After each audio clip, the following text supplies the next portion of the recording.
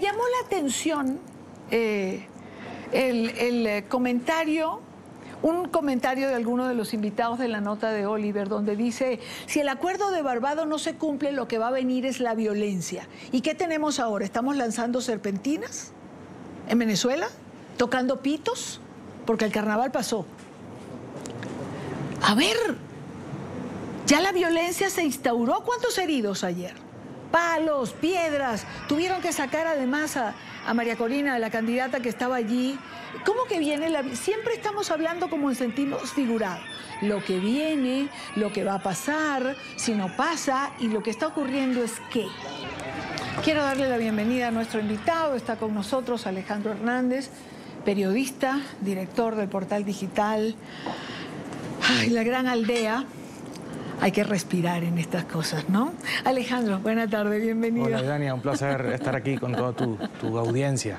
Es que veo lo que pasa en Venezuela y veo lo que está pasando en Colombia. Y luego uno lee que se habla, dándole crédito quizás a la teoría del presidente Petro o a la versión que corre de que no quieren respetar su periodo constitucional, y uno dice, a ver, ¿en qué lugar está la violencia? Porque, ¿de dónde viene, no? Y siempre hay como esa necesidad de crear una narrativa como que si la violencia es de otros y no de quienes ciertamente la están originando.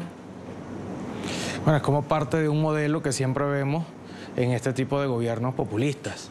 Esa es la verdad. Siempre se ha dicho que los Castro fueron los ideólogos de este tipo de prácticas que después, bueno, hemos visto a lo largo y ancho de la región. Venezuela tiene una amarga experiencia en este sentido en los últimos 25 años y bueno, Colombia, bajo la presidencia de Petro, está viendo también cómo estas prácticas se van haciendo costumbre con la finalidad siempre de respetar los poderes, de respetar la independencia, de tratar de manejar el poder de acuerdo a sus intereses. Y bueno, es un sistema que al final lo que hace es deteriorar la democracia de los países. Aunque intentan presentarlo de una manera distinta, ¿no? Como que la democracia es la que está en juego cuando se está yendo contra la democracia misma. Bueno, parte del discurso populista que estos dirigentes siempre emplean. Lo ves en Venezuela con el ejemplo que acababas de poner de lo sucedido ayer con María Corina Machado. Diosdado Cabello acaba de decir que o dijo ayer en su programa, que entonces eso es una autoagresión, ¿no? Bueno, porque habría dicho el día de ayer en el programa que según sus informantes lo que venía ahora era una serie de actos de la gente de Vente Venezuela autoagrediéndose para llamar la atención. Sí, claro, pero es que eso mismo lo han aplicado en otras oportunidades. Antes eran los dirigentes opositores que iban a provocar al pueblo, que iban a agredir al pueblo y el pueblo reaccionaba. Y era una manera de justificar las barbaridades que hacían a los dirigentes que en aquel momento iban a las comunidades a tratar de llevar un mensaje, a tratar de hacer una campaña. Es lamentable, pero esto ya tiene mucho tiempo. Es como una plana, como calcar, ¿no? Un modelo. Es un guión. Exacto, es un guión. Se estableció un guión y cuando se necesita, se recurre al mismo guión, sin importar si es Nicaragua, Venezuela, Colombia. Es decir, el guión está, solamente hay que sacarlo y aplicarlo. Bueno, y si te pones a ver, lo mismo está ocurriendo con Barbados. Es lo mismo que ha pasado con experiencias de diálogo y negociaciones anteriores. Es decir, el gobierno simula que va a dar algunas garantías, la comunidad internacional cede y confía, y el gobierno a la hora de la chiquita patea la mesa e impone su arbitrariedad para lograr al final el interés que tiene. En este caso son las elecciones presidenciales. Tú hablabas del acuerdo de Barbados. Bueno, el acuerdo de Barbados en este momento yo creo que está como mínimo en stand-by, como mínimo, ¿no? Y el gobierno dice que lo ha cumplido a cabalidad, hablando del discurso, como tú venías diciendo. Pero la verdad es que el gobierno no ha cumplido el acuerdo de Barbados en sus aspectos más importantes. Entonces, ¿qué se puede esperar? Bueno, una escalada como la que vimos que empezó esta semana con lo de la reunión de Jorge Rodríguez en la Asamblea, que al final eso lo que va a derivar o a concluir es que, bueno, van a adelantar el cronograma electoral, probablemente usarán de excusa que los americanos dijeron que para el 13 de febrero van a ejecutar la primera sanción sobre Minerven, y bueno, al final Maduro probablemente imponga una fecha electoral cuando le convenga, generando por supuesto toda una escalada de violencia, como ya empezamos a ver desde ayer, inhabilitando cualquier opción posible de candidatura viable que lo enfrente. Hoy vimos que ya la Asamblea Nacional que dirige Jorge Rodríguez se pronunció sobre lo que dijo el Europarlamento, diciendo que los diputados que apoyaron esa moción eran personas no gratas, que así podrían hasta descalificar la posibilidad de que vengan a Venezuela a poder ser observadores. Entonces es un discurso basado en un guión, bueno, que lamentablemente parece que está como de anteojito ver lo que va a suceder. Además porque tenemos años viendo su implementación. Así es. Es decir, tenemos mucho tiempo viendo la implementación de este guión. En relación a la violencia del día de ayer, donde habían aproximadamente unas 100 personas, Sí. Es como resucitar de nuevo los círculos bolivarianos. Bueno, sí, yo recuerdo en la campaña presidencial de Enrique Capriles, que fue la otra campaña previa a esta que generó mucha expectativa y bueno, una esperanza importante en la gente. Bueno, en Caracas, cuando se iba a las manifestaciones en los sectores populares, había disparos y el candidato lo amedrentaban con armas y a su gente, en fin. Como tú dices, esto ya lo hemos vivido y aquí lo que corresponde es ver desde afuera qué implementos se pueden hacer para evitar que esto se siga haciendo y recrudezca la violencia en Venezuela, porque al final siempre las víctimas son las mismas y el victimario es el mismo. Eso no varía ni cambia y eso hay que tratar de pararlo. ¿Por qué es decir, la campaña para las primarias se respetó? Cada quien salió, cada quien fue, es decir, María Corina no está en la calle ahora, está desde allá. ¿Fue tan grande el impacto de los votos de María Corina y de los venezolanos salir a votar en las primarias que nuevamente colocan a estos colectivos en la calle con palos, piedras, para que golpeen, para que siembren temor, para que nadie quiera salir, para que nadie quiera asistir a un acto de la candidata? Bueno, yo no diría que se respetó la campaña de las primarias. A ella le hicieron muchas cosas para intentar que no llegara. Hubo una... Pero digamos fue realmente... No fueron tan violentas como las de ayer. No. Se trancaron, es decir, rutas, autopistas, pero digamos, no, creo recordar un evento violento de un acto que había en La Guaira y sin embargo no llegó a ser tan... O sea, llegaron, golpearon la camioneta, pero lograron sacar a la candidata.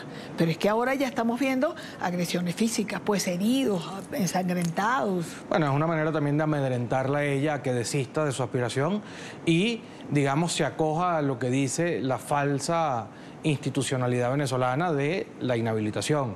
Al final es presionarla para que ella, bueno, se resguarde, acepte no seguir adelante o designe a alguien que para ellos sea potable. Es toda una estrategia que hay sobre ella para hacerla desistir y echar para atrás. ¿Cuánto, o mejor dicho, cuál es en este momento para ti, Alejandro, la situación política de María Corina Machado?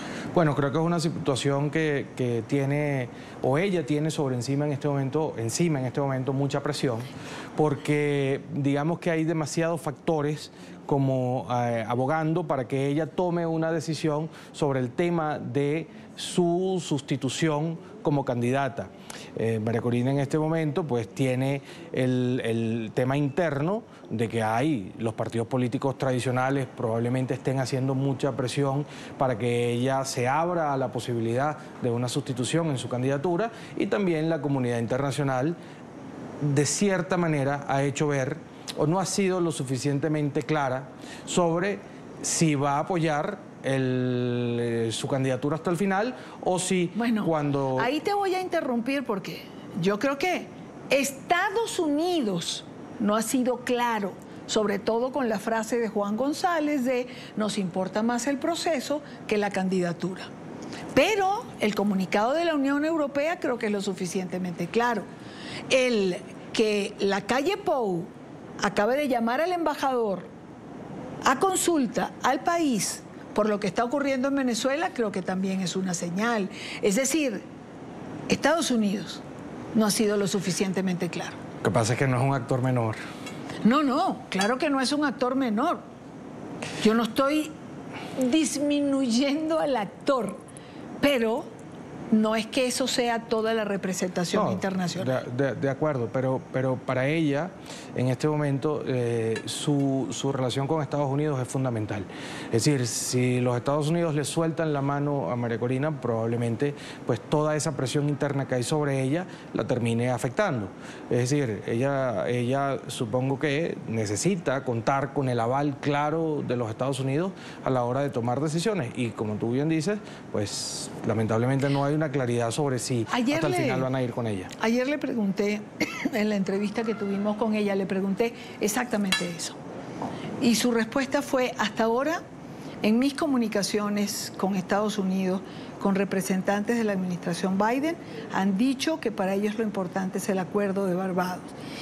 Y si lo importante es el acuerdo de Barbados, lo importante sigue siendo el apoyo a la candidata que eligió el pueblo a través del voto. Bueno, lo que pasa es que, insisto, el acuerdo de Barbados está en el mejor de los casos en stand-by, para no decir que terapia intensiva. Y si el acuerdo de Barbados hace falta destruirlo para que Maduro se quede en el poder, Maduro lo va a terminar de destruir. Es innegable que él ha hecho todo para incumplir los aspectos fundamentales del acuerdo. Mínimo en terapia intensiva. Sí. O sea, lo contrario sería desconocer la realidad. Absoluto, pues. Sí, claro, pero y aquí lo más grave es que, bueno, la insistencia es para que Maduro se vuelva al acuerdo, como si quien lo rompió fue otro, ¿no? Porque quien lo rompió fue Maduro, y evidentemente lo rompió porque no le interesa lo que allí él firmó. Maduro tenía unos intereses muy claros cuando aceptó firmar el acuerdo y ya recibió el beneficio que él necesitaba, que era el tema de la flexibilización de las sanciones por un tiempo, pero sobre todo el asunto de la vuelta del país a Alexa. Claro, el recuperar a Alexa fue crítico en ese momento. Es decir, muchos señalaron por qué Estados Unidos entrega tanto a cambio de nada. Distintos no, siempre vamos como a la misma persona, ¿no? Es decir, Juan González ha dicho que la fórmula anterior no funcionó, que las sanciones no funcionaron. La pregunta que me gustaría hacerle, ¿y funciona este? Digamos, ¿este método está funcionando? Por supuesto que no pareciera. No es que no pareciera. Es que además los insultos que ha recibido Estados Unidos por parte de la administración son públicos y notorios, escatológicos. Sí. Fíjate que en estos días, esta semana, él estuvo acá en Colombia, hubo una reunión con el presidente Petro, tratando de que Petro abogue por... ¿Es el presidente Petro confiable, mediador para ti? Ayer veía declaraciones de María Elvira Salazar y de Díaz Balart, congresistas estadounidenses, y ambos decían, por supuesto que no era confiable para ellos. Sin embargo, María Corina no lo descartó, un encuentro con Maduro con mediación de Petro.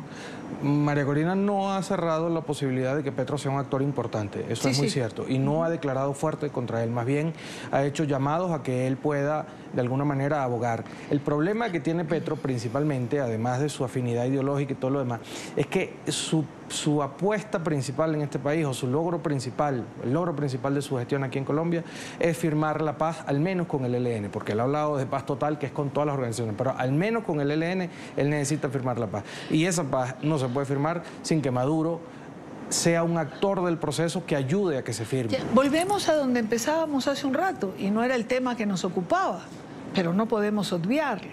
Es decir, si no hay independencia de poderes, hay cualquier otra cosa, pero no democracia. Lo vimos en Venezuela. Lo vimos en Venezuela en muchas oportunidades, sobre todo en los inicios de Chávez, cuando había todavía resquicios de institucionalidad, como este tipo de prácticas estaban a la orden del día. Y al final siempre era evidente que las órdenes de ir a hacer actos vandálicos en instituciones, de ir a amedrentar, de ir a golpear y de ir a ejercer violencia, siempre venían pues de instituciones que de alguna manera eran o estaban vinculadas al partido de gobierno. Eso siempre pasó así y bueno, hasta que al final pues Chávez pudo torcerle el brazo a toda la institucionalidad del país y ya no hizo falta que hacer esas cosas, al menos en los entes del Estado. Después fueron, bueno, a las gobernaciones o hacia los dirigentes opositores, etcétera, etcétera. Pero lo que decíamos al principio, esto es un guión que lamentablemente se repite una y otra vez en todos los gobiernos populistas y que tienen perfil poco democrático.